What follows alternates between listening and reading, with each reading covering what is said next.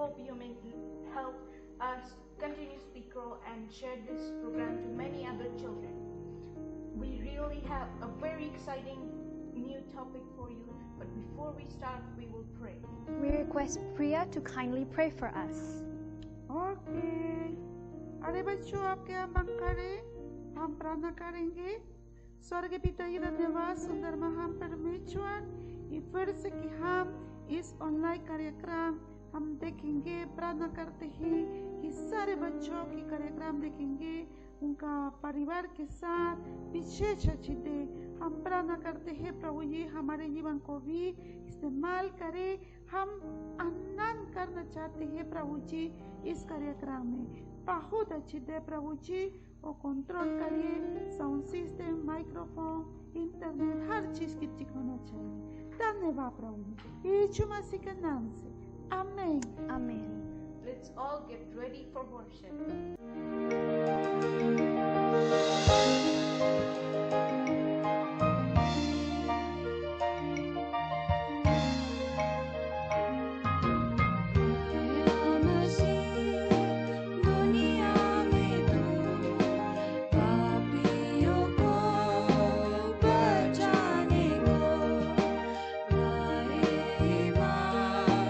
जो बेटे पर करेगा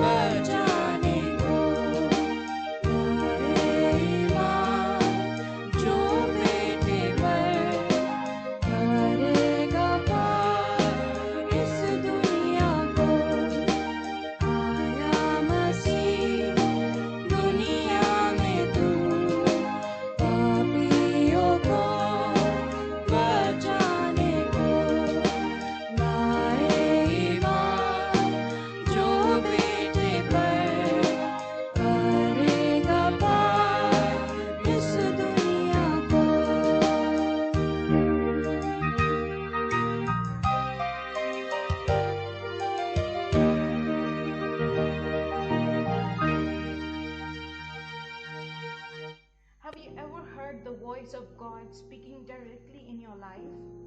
क्या आपने कभी अपने जीवन में सीधे परमेश्वर की आवाज को सुना है? Of course, when my pastor preached, many times the message is speaking directly to my life. बेशक मैंने परमेश्वर की आवाज को सीधे सुना जब मेरे पास बहन वचन के द्वारा प्रचार करते हैं। Wow, that is amazing, Priya, that you can hear the voice of God. Because as you said, He spoke to you through preaching, and in the same way, He can speak through dreams, through the Holy Spirit that is in you, or even through angels. वाह, शाबाश प्रिया, यह बहुत अद्भुत है कि तुम परमेश्वर की वाणी को सुन सकती हो, क्योंकि जैसा तुमने कहा था, उसने तुमसे उपदेश के द्वारा बातें की।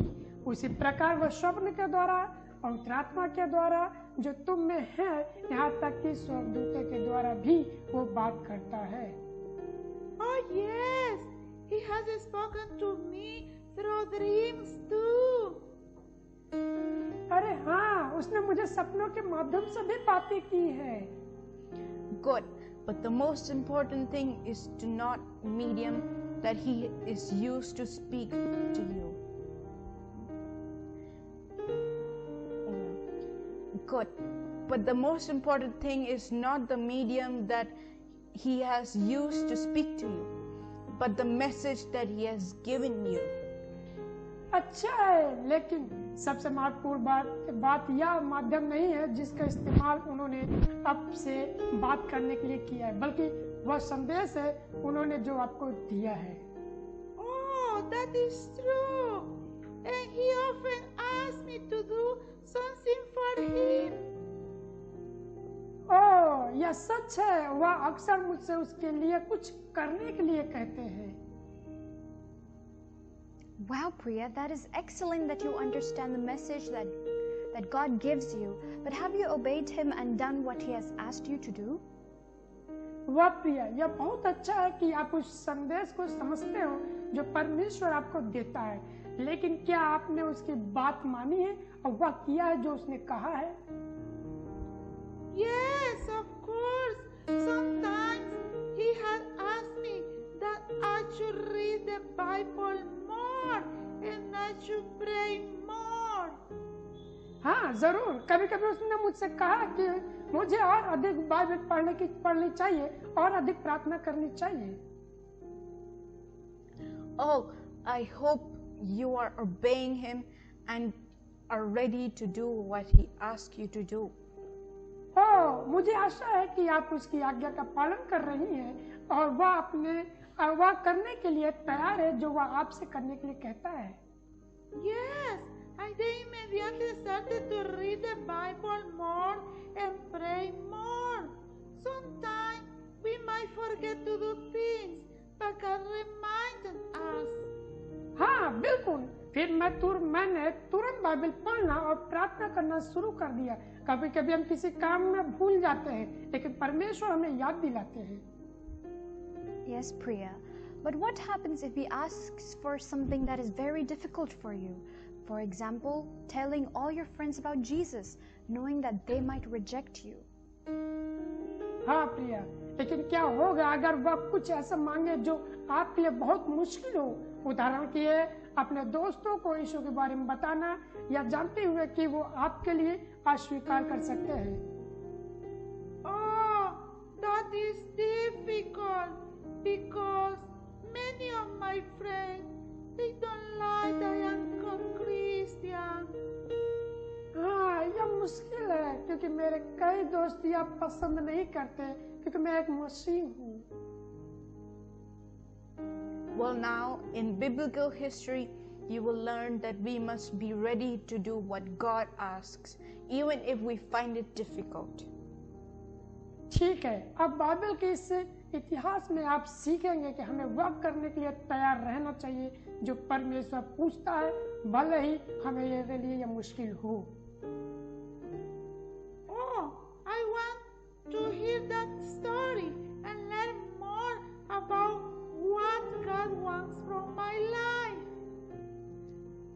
ठीक है, मैं उस कहानी को सुनना चाहती हूँ या जानना चाहती हूँ कि परमेश्वर मेरे जीवन से क्या चाहते हैं। God speaks to people in many different ways.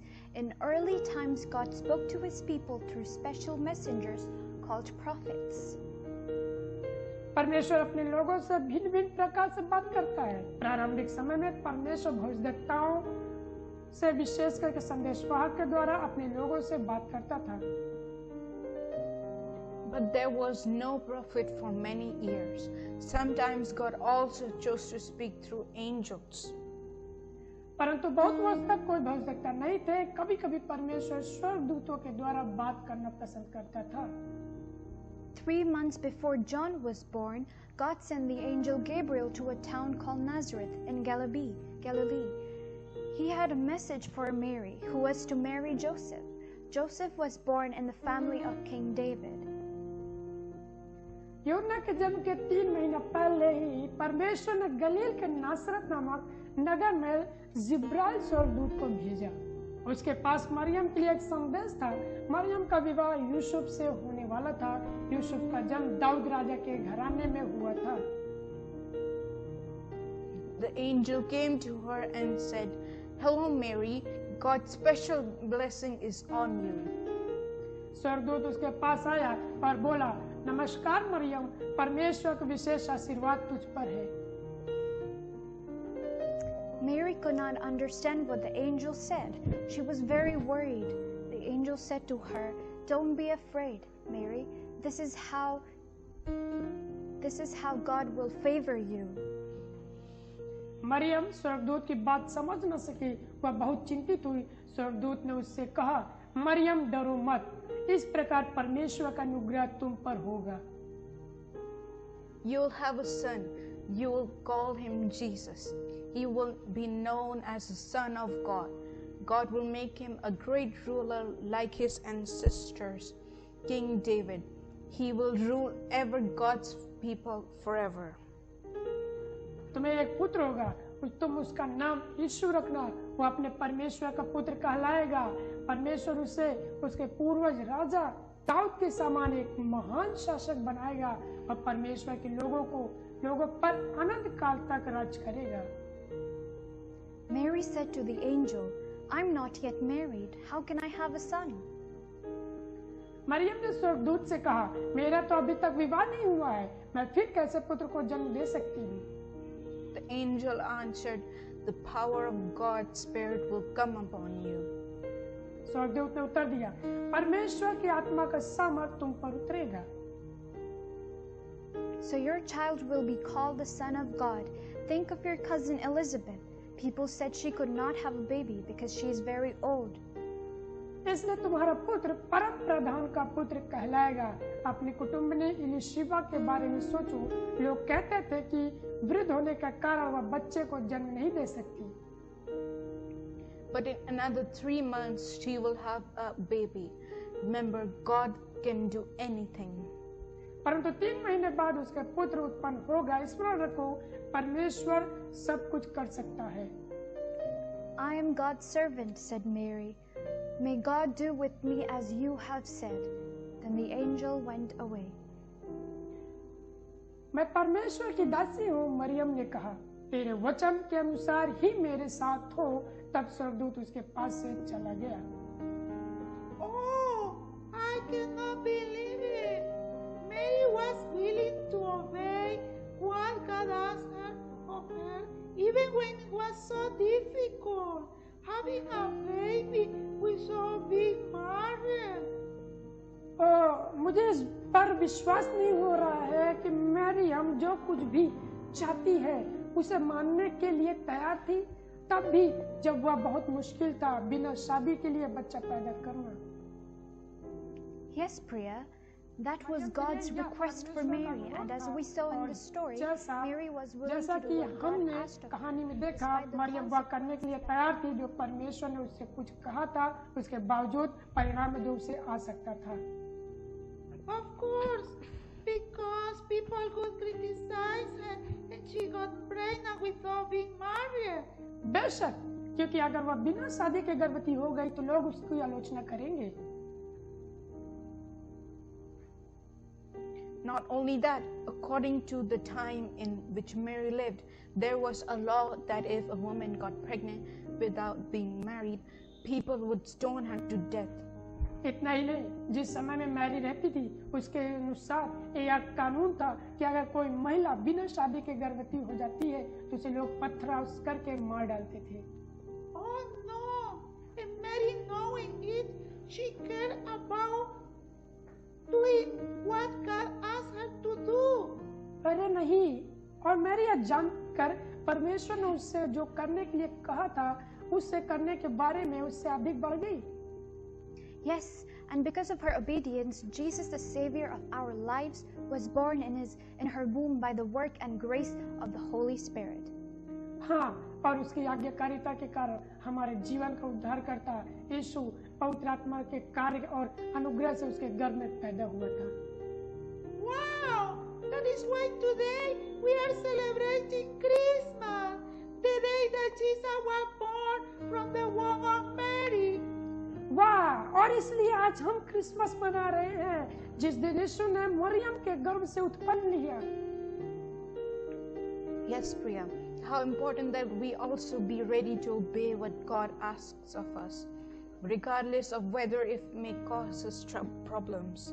हाँ प्रिया, यह कितना महत्वपूर्ण है कि हम परमेश्वर की मांगों को मानने के लिए भी तैयार रहें, भले ही इससे हमें कोई समस्या हो या नहीं।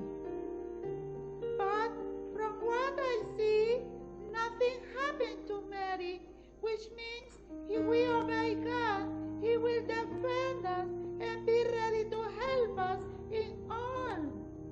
लेकिन जो मैंने देखा उससे मरियम को कुछ नहीं हुआ था। इसका मतलब है कि अगर हम परमेश्वर की आज्ञा का पालन करते हैं तो वह हमारी रक्षा करेगा और हमारी मदद करने के लिए तैयार रहेगा। Yes, Priya. So we should be ready to listen and obey what all God tells us to do, just as Mary did. हाँ प्रिया, तो हमें सुनने और आज्ञा मानने के लिए तैयार रहना चाहिए और जो कुछ परमेश्वर हमें करने के लिए कहता है ठीक वैसे ही उसे करना जैसे मरियम ने कहा किया है। Now I will not be afraid to tell my friends about Jesus, because if Mary was not afraid and was brave to do what God asked of her, I can do it too. वाह! अब मैं अपने दोस्तों को यीशु मसीह के बारे में बताने से नहीं डरूंगी, क्योंकि अगर मैरी डरती नहीं और जो परमेश्वर ने उसे कहा है उसे करने के लिए बहादुरी थी तो मैं भी कर सकती हूँ। Yes, Priya, and we can motivate other children. So let's talk about Jesus. Let's not be afraid. Let's tell our friends the reason why we celebrate Christmas. Let's tell them that we celebrate the birth of Jesus, the Savior of our lives, and that He loves them too. हाँ प्रिया, और हमें दूसरे बच्चों को प्रेरित कर सकते हैं तो चलिए यीशु के बारे में बात करते हैं। डरे नहीं, आइए अपने दोस्तों को बताएं कि हम क्रिसमस क्यों मनाते हैं। आइए उन्हें बताएं कि हम यीशु के जन्म का जश्न मनाते हैं। हमारे जीवन में उद्धार करता हुआ भी उनसे प्यार करते हैं। Well, now I will tell everyone what the meaning is of Christmas, because everyone should know that Jesus came to this earth to forgive them of their sin and to save them from suffering, eternal suffering. अच्छा, अब मैं सबको बताऊंगी Christmas का अर्थ क्या है, क्योंकि सभी को पता होना चाहिए कि यीशु इस धरती पर उसके पापों को क्षमा करने के लिए, उन्हें पीड़ा से बचाने के लिए आए थे। Excellent, Priya. Now let us all learn the Bible verse of today. बहुत बढ़िया प्रिया, आइए अब आज के वचन को याद करें। Luke chapter 1 verse 38. Luke chapter 1 verse 38.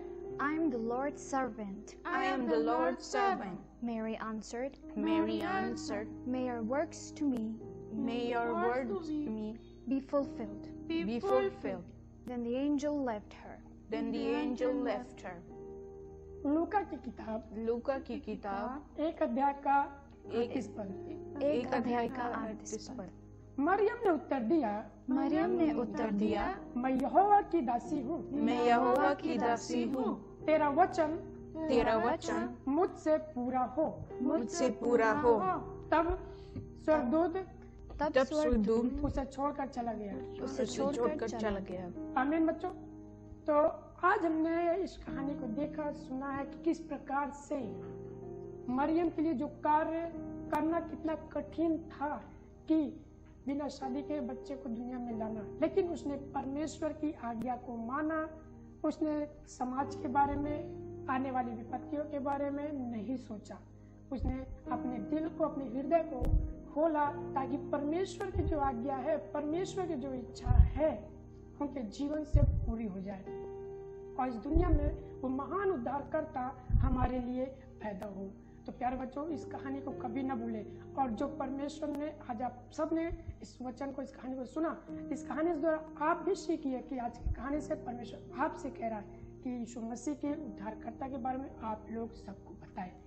उन्हें बताएं कि हम क्रिसमस क्यों मनाते हैं, जश्न क्यों मनाते हैं, उद्धारकर्ता कौन है, कभी ना भूले। तो प्यारे बच्चों, आए हम सब एक साथ मिलकर प्रार्थना करें आज की शिक्षा के लिए जितने लोगों ने सुना है।